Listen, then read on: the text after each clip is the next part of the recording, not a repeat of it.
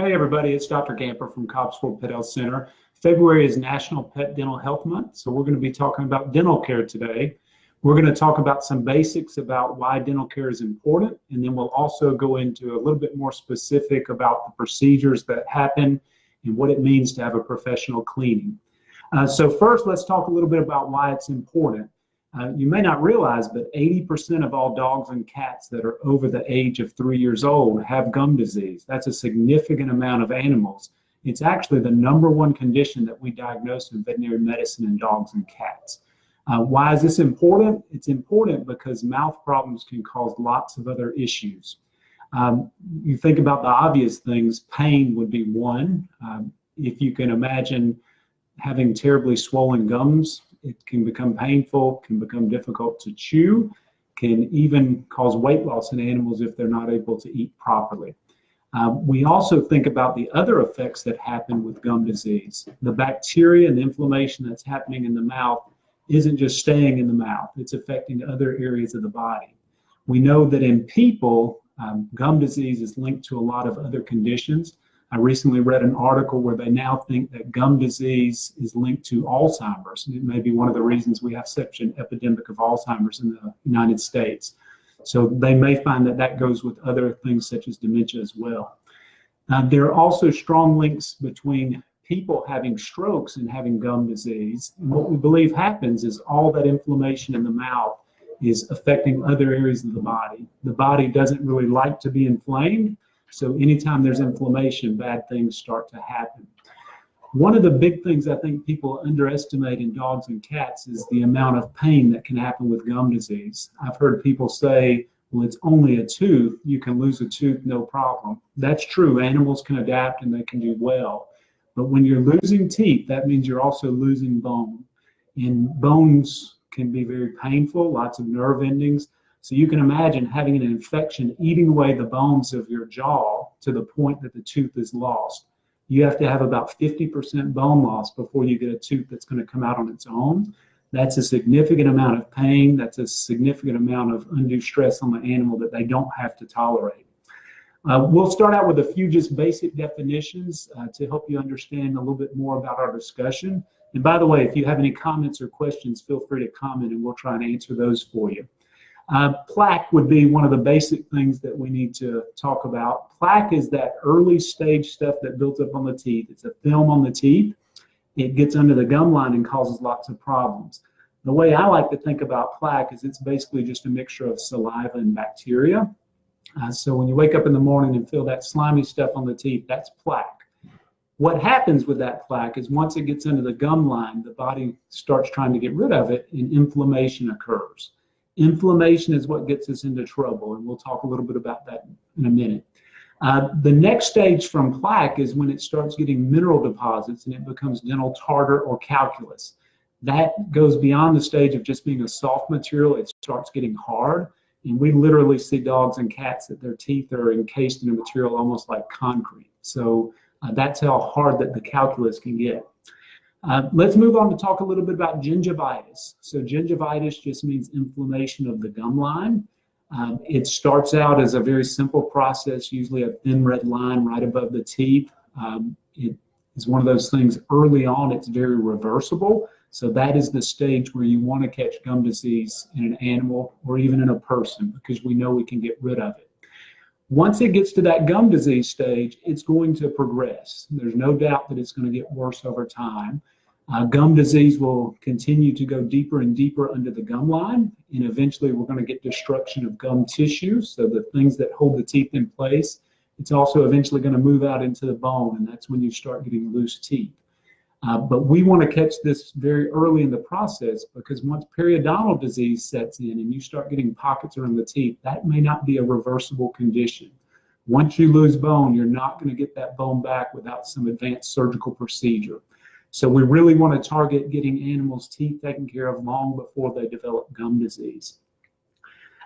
Let's talk about a few of the things that happen early on in the process of gum disease. Probably the #1 thing we hear from clients is that bad breath. They start noticing that there's bad breath.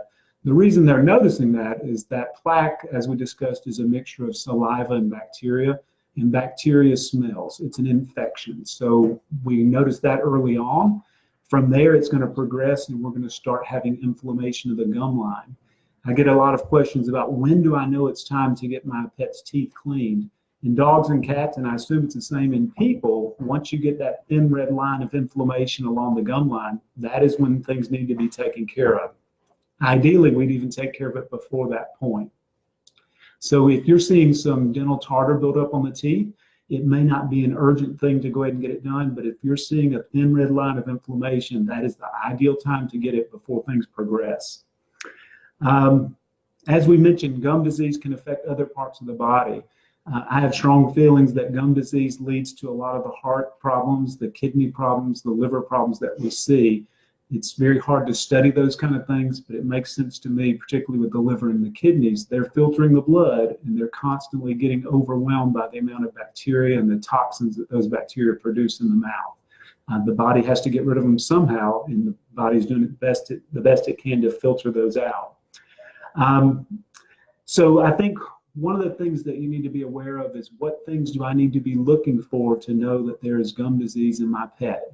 This goes along with dogs and cats, but breath changes. If they go from having normal dog breath, which shouldn't be such an overwhelming smell, to having a real foul smelling breath, that's a sign of bacteria replicating and growing in the mouth. From there, you may also notice other things.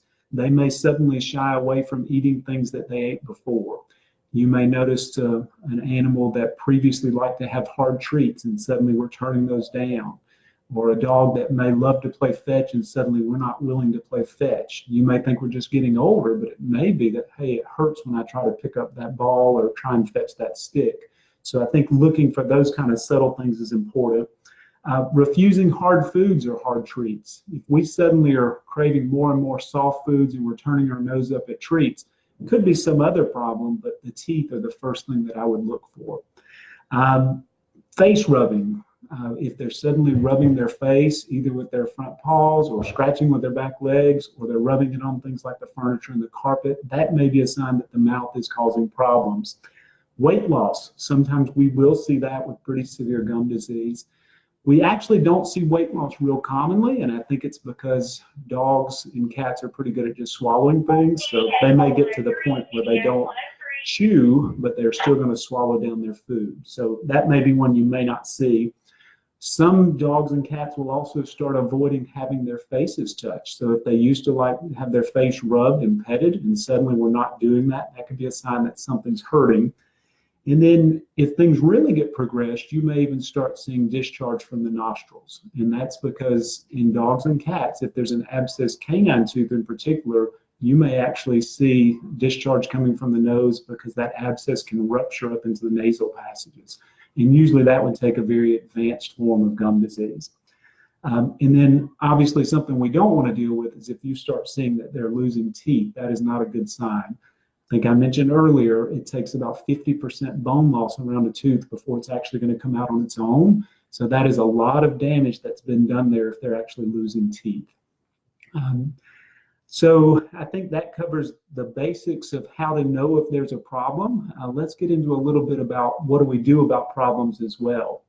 One other thing I sometimes get questions about is, before we get into that, people ask me about dogs getting cavities.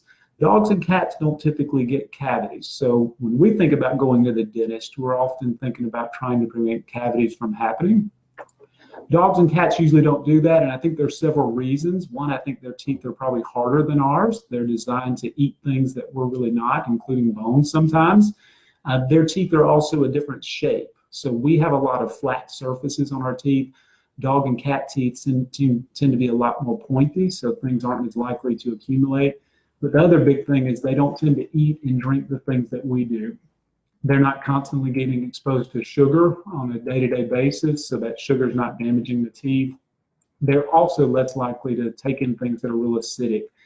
People tend to like things like coffee and soft drinks and juices that can be damaging to the enamel. Dogs and cats don't usually get that. So if we see cavities in a dog or a cat, there's usually something weird going on, like they're eating lots of human foods, maybe candy bars. They may be getting cookies and those kind of things at home, it's pretty rare that we see cavities.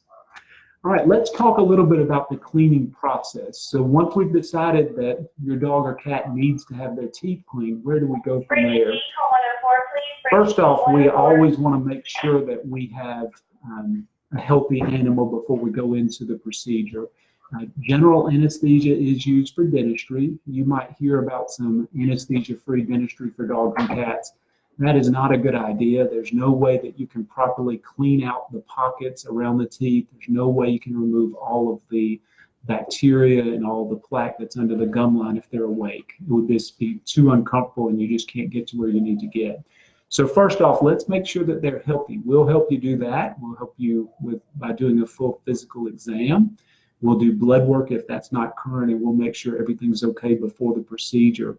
In an older animal, we may even have other requirements such as chest x-rays if we're worried about the heart, or an EKG, but we tailor that to the individual and we'll make sure everything is okay on that front.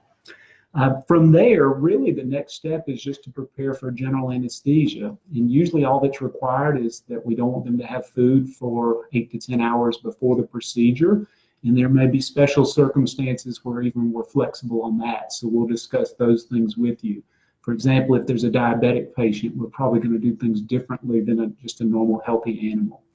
The day of the procedure, a doctor and a technician will meet with you and discuss kind of the plan for that day.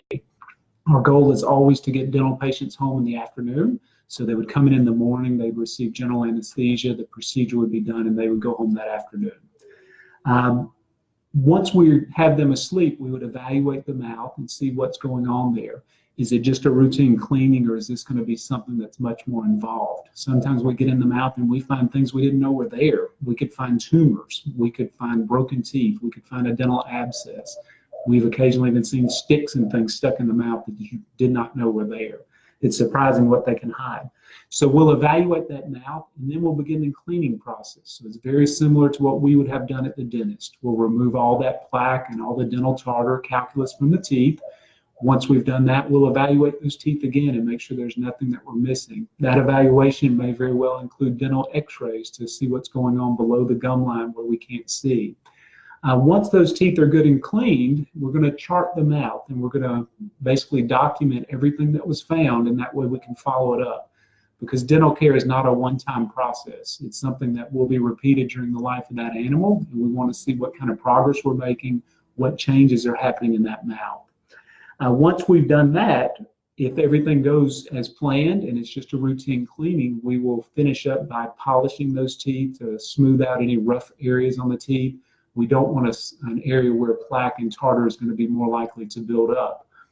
If we get in the mouth and we find some additional problem that we weren't aware of, we're going to try and give you a call and let you know what's going on. If it can be fixed at that time, we'll try to do it right then. We don't want the animal undergoing anesthesia more than is necessary, so we always try to fix things that day. It may be something that's more involved and would require multiple procedures, but most of the time, I'd say probably 95% of the time, we can fix what's going on that day. Once we have done that, we're going to finish up with any other treatments that are needed, and then we're going to do a fluoride treatment. We're going to do that to help strengthen the enamel of the teeth. Once that is done, and we take the process of leaving it on the teeth so it can absorb into the enamel layer. We're going to do other things that we've discussed with you. Dental sealants are always a good idea, and there's several of those that can be used on the teeth to prevent plaque and tartar from building up. Our whole goal with this process is to slow down gum disease, and by doing a dental sealant, it's really going to help with that. We may recommend a laser treatment to reduce any inflammation that's there. That may depend on how much is done, how severe was the gum disease, how much buildup did we have there, did we have to have extractions. Once we are done with that step, we will usually move into the process of trying to recover from anesthesia, assuming no other procedure needs to be done.